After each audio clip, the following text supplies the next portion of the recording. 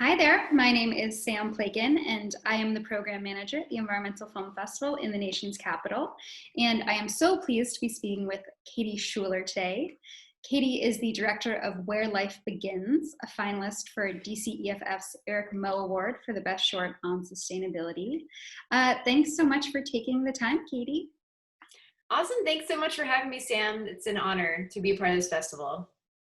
Well, to start off, for those people in our audience who might not be familiar with you or your work, could you briefly introduce yourself and talk a bit about your background? Absolutely. My name is Katie Schuler. I'm a conservation filmmaker, and I also founded Coral and Oak Studios. I'm also a member of the International League of Conservation Photographers, and my work mainly focuses on the intersection between people and nature. That's great. Again, we're just so happy to have you. I know that the March Festival was canceled, so to be able to speak with you like this is incredible. So I think that many of our viewers are going to be familiar with Donald Trump and the GOP after many attempts successfully opening up drilling in the Arctic National Wildlife Refuge in 2017. And then again, the issue was on our radar this summer when the Secretary of the Interior announced that the required reviews were complete and that oil and gas drilling leases in the refuge could now be purchased.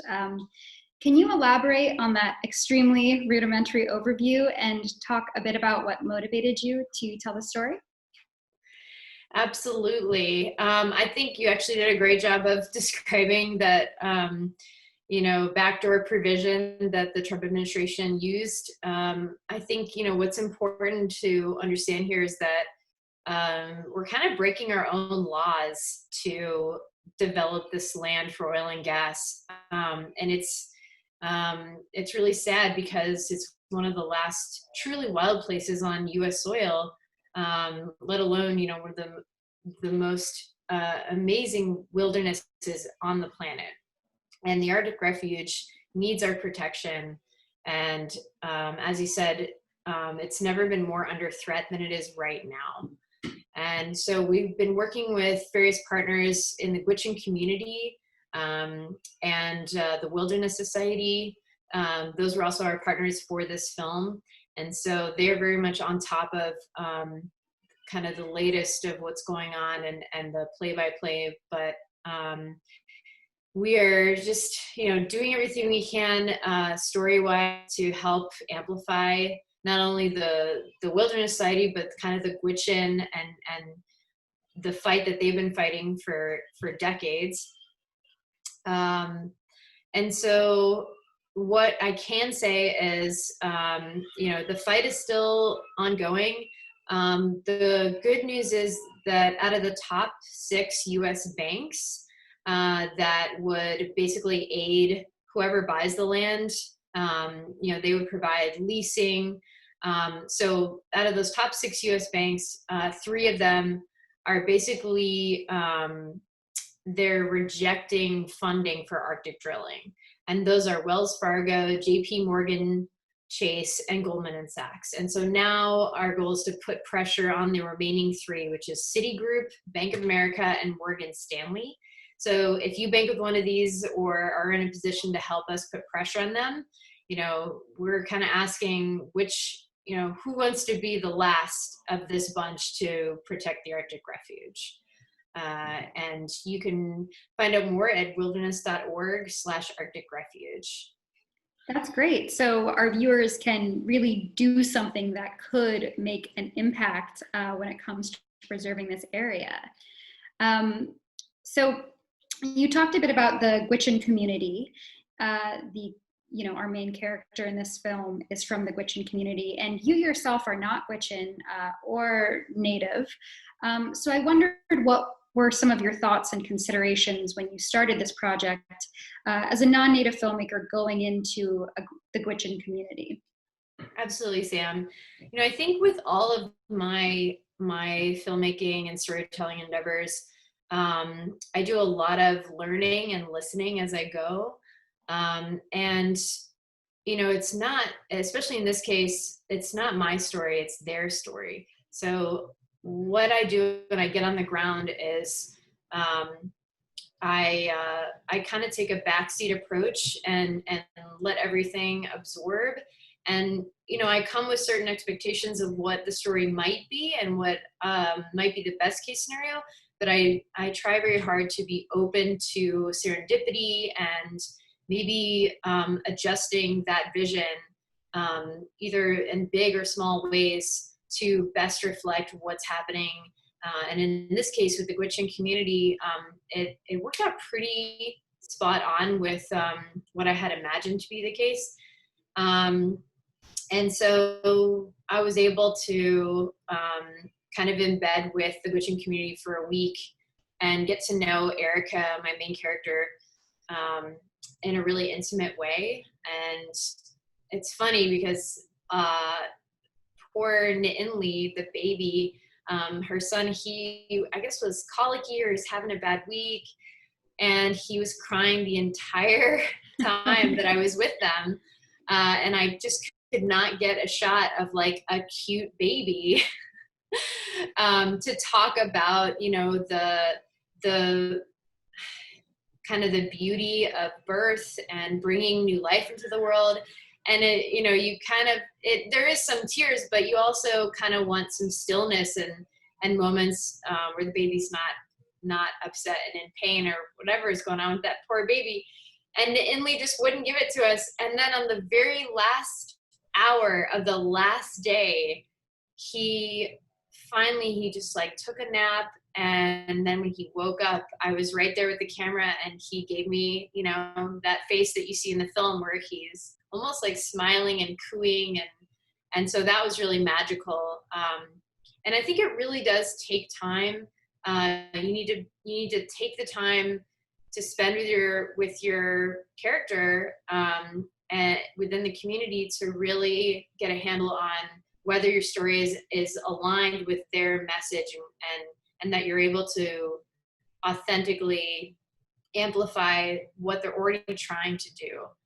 And as long as your story, reflects their mission, then I feel like it's that's the goal you want to accomplish with any storytelling in any community. And yeah, so I was just really happy that it worked out. And I came away feeling like I had just gained 200 new family members. They were so welcoming and inviting, and they would literally just take the shirt off their own back to help you whenever you need it. And that community is just really amazing, and they're like family to me now. So. Wow. Yeah, I mean, you have this really lovely parallel, of course, with Erica and her, to the viewer, seems like the most well-natured baby in the world, thanks to that last shot. When did you meet Erica, and when did you know that she and her baby would be the sort of center of the story, parallel to the caribou calving? Yeah. So I first learned about the refuge from wildlife photographer Peter Mather, who's now a great friend of mine. He was giving a presentation at the annual Wild Speak conference, and after just being completely blown away by his images, he got up on stage and basically was like, "Listen, we need to protect the refuge now." And he basically said, I'm leading all these expeditions. Come with me.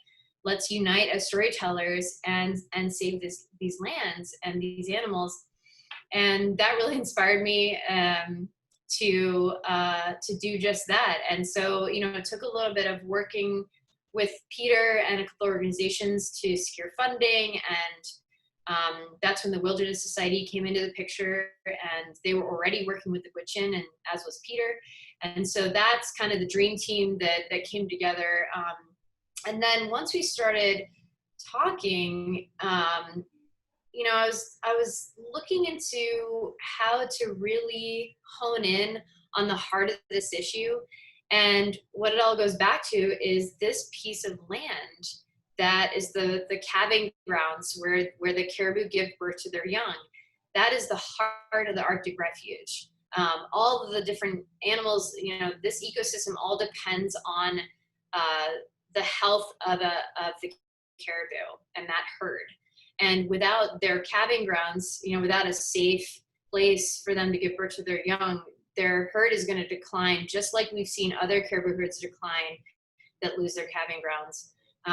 And this is one of the last healthy herds in the world, in the Arctic especially. So, seeing that and what was at stake, I tried to think of, that struggle that the caribou are going through, and how that land, it's basically all about having that environment, that safe environment to bring new life into the world. And so a lot of these stories, when you're talking about Native communities, they often tend to veer on the side of like hunting and meat, and sustenance, and kind of those like deeply held connection.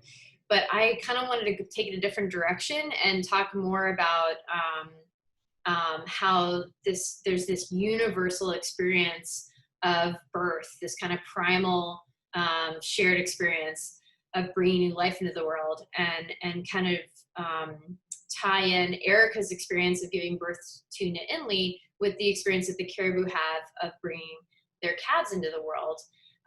And kind of had a lot of fun splicing in between those two concepts. And at first I wasn't sure if Erica was going to open up and let me in and talk about some of these things.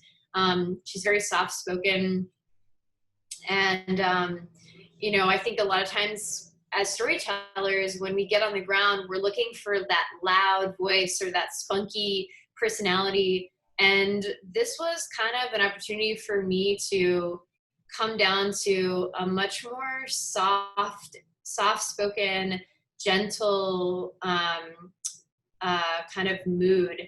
And once I got to know Erica, I really tried to play with that and utilize that. And I think it's on theme for the subject matter. We're talking about infants, vulnerable babies that need care and need support and a safe environment. And so I think that it all kind of worked out thematically in the end. But, I still had my filmmaker instincts kick in every now and then, be like, oh, that person, they're really vocal and they're getting up on stage and I should make sure to include them. And then literally until the last editing moment in post, I kept reminding myself, no, Katie, that's not what we're doing. We're not going to use that voice. Erica is, it's her voice. So resist the urge and focus on what's important and stay on theme. So just a kind of a post-production anecdote there. Well, I'm glad you did, because Erica, you really get that as a viewer. She's sensitive and she's definitely feeling like a feeling type. And, for her and her baby to kind of shepherd us through this harsh story is actually, she's a great guide. So you also mentioned the Wilderness Society, and I was wondering, what did that partnership look like and how did it sort of work? Yeah, I was just getting a text from Lulu, who was my main partner, Lulu Gephardt. I can't say enough good things about the Wilderness Society, and Lulu and Mason and their whole team were incredible to work with. They were one of the first, I call them clients, but partners that essentially listen to what I had to offer in terms of storytelling and basically like, yeah, that sounds great. Go do it. Like, we trust you completely. And that freedom, I think, is what gave me so much, it gave me a lot of creativity in post, because I really felt like I could take it and do whatever I wanted with it. And, that's where you end up with things like dream sequences, which don't normally end up in, short films. And so I was really happy that they kind of gave me the freedom artistically to make it what I wanted. And I think, it benefited from that relationship. Well, you and I are recording this, and the 2020 presidential election is less than a week away. So regardless of who becomes the next president of the United States, you know, I know our viewers are going to want to know what can be done to protect the Arctic National Wildlife Refuge. And you mentioned kind of voting with your dollar and divesting from banks that support oil and drilling there. But, you know, what else can people do to sort of advocate for the Gwich'in community or the Arctic National Wildlife Refuge? Yeah, like I said, wilderness.org/Arctic Refuge, putting pressure on the banks, pretty much everything you mentioned. And outside of kind of those big hitters, just share these stories. You know, if they're something that kind of moves you emotionally, you know, take that and share that with your friends and family. At your next Zoom happy hour, you know, and you know, we can just together elevate the voices of the Gwich'in and help people realize how precious this piece of land is and this ecosystem that depends on the coastal plain. And I just really hope that we're able to achieve our goals before we run out of time. And thanks in advance for helping share this story. Well, thank you, Katie. I so appreciate you taking the time and the energy to kind of chat with me. And we'll look forward to having you at a future festival. Absolutely, Sam. It's such a pleasure to chat. Thank you so much. And yeah, like I said, it's an honor to be included with these other films. And yeah, I wish the best for this event. And I look forward to being in person with y'all in the near future. Oh, yes.